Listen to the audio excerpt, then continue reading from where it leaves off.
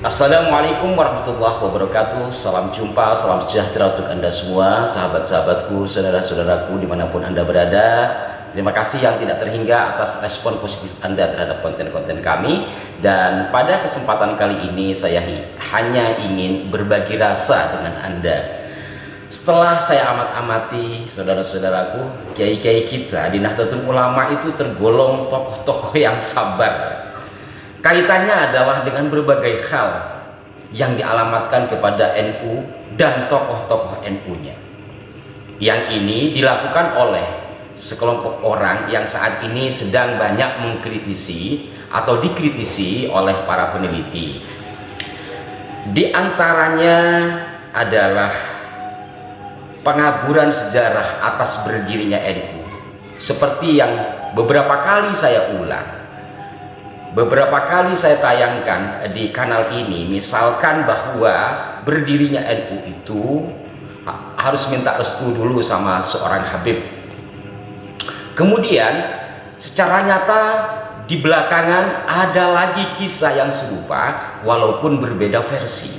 Artinya berdirinya Nahdlatul Ulama tidak lepas dari peran tokoh-tokoh Ba'alawi. Ini yang pernah saya ulas di sini ya. Dan tak kalah ngawurnya, ada yang mengatakan bahwa di konon asasi itu tertera nama-nama Habib yang dimintai izinnya, yang dimintai restunya. Ini juga pernah saya ulas. Ini kan sangat luar biasa pengaburan sejarahnya. Tetapi sepanjang sepengetahuan saya belum ada respon dari kiai-kiai NU secara kelembagaan. Hal lain juga beberapa tahun yang lalu ketika panas-panasnya musim politik di Indonesia, secara khusus di Jakarta, yang pada saat itu marak dengan istilah politik identitas. Gedung pengurus besar Nahdlatul Ulama, gedung pengurus besar Nahdlatul Ulama yang secara umum orang mengetahui isinya, kiai-kiainya adalah ulama-ulama besar, digeruduk. Setelah sebelumnya mereka dari Munas kemudian berkeliling ke GP Ansor, terus ke gedung PBNU. Tak tanggung-tanggung mereka melompati pagar pembatas yang di tengah jalan. Hari itu saya ingat betul, hari Jumat ya, 2018. Walaupun tidak terjadi sesuatu yang merusak di gedung PBNU, karena saat itu ada Gus Nuril dan kawan-kawan dari Pagar Nusa dan Banser juga siap siaga, baik itu yang berseragam ataupun yang tidak. Kebetulan saya tidak berseragam. Nah, walaupun tidak terjadi kekisruhan di gedung PBNU, tapi ini kan sangat mencoreng bahwa gedung PBNU tidak luput dari intaian mereka. Entah apa tujuannya. Benar-benarkah karena urusan politik, atau ingin sengaja mencoba-coba seperti apa benteng kekuatan kantor besar Nahdlatul Ulama itu, kantor pengurus besar Nahdlatul Ulama itu? Wallahu a'lam. Atau hanya ingin menyampaikan kepada massa bahwa mereka berhasil menembus pagar Nahdlatul Ulama secara massal? Wallahu a'lam. Allah masih memberikan keselamatan bagi kita semua. Allah masih memagari kita dari anarkisme, sehingga saat mereka datang berduyun-duyun, akhirnya seperti tampak dalam video, tidak terjadi sesuatu apapun yang merusak fasilitas. Walaupun mungkin secara moral kita telah terusik. Bahkan mereka akhirnya diantara mereka kayak bersandiwara, lelucon yang tidak lucu. Ini pemandangan bukan untuk lucu-lucuan, ini pemandangan yang harus kita sikapi serius. Menurut hemat saya, nggak tahu menurut Anda atau menurut para kiai-kiai sepuh ya. Dan hari Jumat berikutnya saya juga datang ke PBNU, dan alhamdulillah Untuk hari Jumat berikutnya ini saya sudah siap-siap takut terjadi seperti Jumat sebelumnya. Saya bertemu dengan seorang warga NU jauh-jauh dari Malang, naik kereta ngongkos sendiri. Mungkin pada saat itu beliau tidur di masjid An-Nahdhah di lantai dasar PBNU.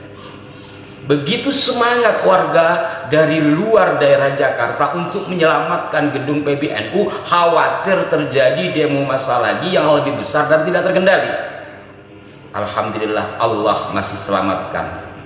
Hassantukum bil hayyil qayyumil ladzi la yamutu abadan wa dafa'tu ankum as-su'a bi alfi la haula wa la quwwata illa billahil aliyil azim. Nah, di luar ini juga kiai-kiainya juga sama. Kalau Anda cari makian-makian orang-orang tertentu terhadap tokoh-tokoh NU, wow, bejibun. Saya bahkan secara pribadi, tapi ini sudah agak lama ya, peristiwanya sama ketika masih panas-panasnya peta politik di Indonesia.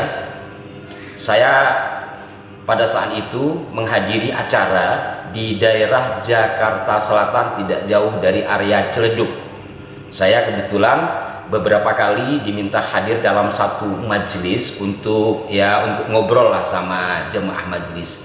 Kemudian mereka membuat acara muludan. Saya diundang, saya hadir.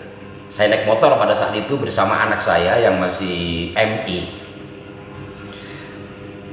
Dari awal penceramahnya dua orang penceramah itu sudah memulai kata-katanya dengan kata-kata yang tidak pantasnya terhadap Ketua Umum PBNU pada saat itu, yakni Profesor Dr. Kiai Haji Said Akil Siraj. Beliau dikatakan bodoh, goblok dan segala macamnya. Saat itu jujur saya naik pitam. Cuman saya pikir lagi, saya bawa anak yang masih belum dewasa, khawatir terjadi sesuatu.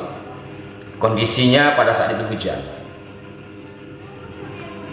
Bukan urusan takut secara fisik, tetapi secara psikologi, dan juga saya kasihan sama sahabat yang menjadi panitia itu, karena memang sahabat saya apabila acara itu rusak gara-gara saya marah atau melawan dari dua penceramah, dan satu penceramahnya saya kenal karena salah satu penceramahnya sekarang sudah almarhum ya, beberapa kali mengisi di acara pengajian kami bulanan.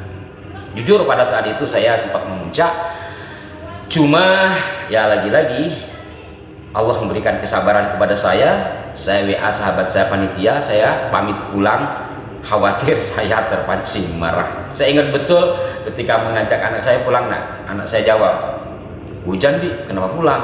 Udah pulang aja.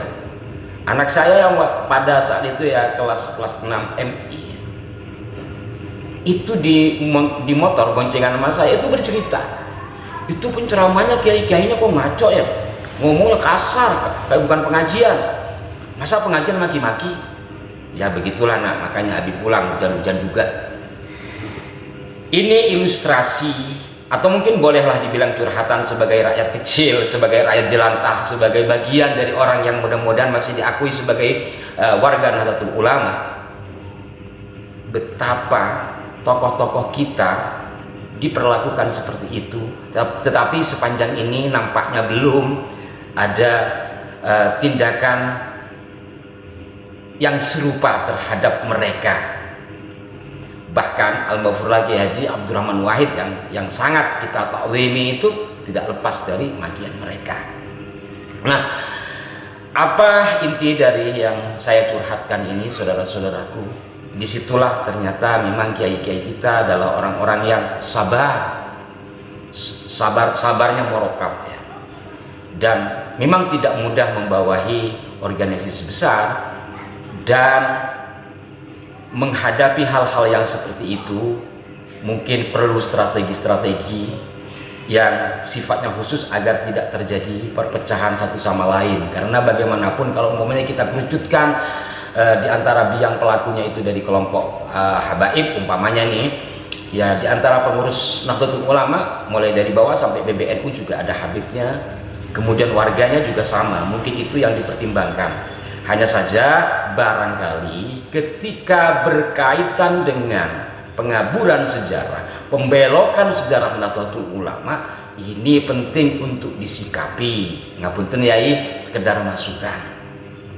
Karena ketika sejarah kemudian dipercaya, karena apa? Sepengetahuan saya tidak sedikit warga NU yang tidak mengetahui betul sejarah NU karena latar belakang yang berbeda-beda ya. Mungkin kalau yang pernah sekolah di lembaga pendidikan Ma'arif atau belakangan ini barangkali ikut MKNU atau PKPNU, walaupun ya hanya beberapa hari kan, tapi kalau lembaga pendidikan Ma'arif kan ada pendidikan Nahdlatul Ulamanya, pendidikan ke-NU-annya. Mungkin tentang sejarah ke-NU-annya ya lumayan. Tapi bagi mereka yang lost hanya menjadi bagian dari warga Nahdlatul Ulama bisa saja terbawa. Terbukti di beberapa WhatsApp ya, sampai hari ini saya masih melihat postingan-postingan sejarah NU versi seseorang yang versi itu setelah saya teliti dari 2017 yang lalu setidaknya itu tidak menemukan keselarasan, keserasian dengan bukti-bukti berdirinya Nahdlatul Ulama.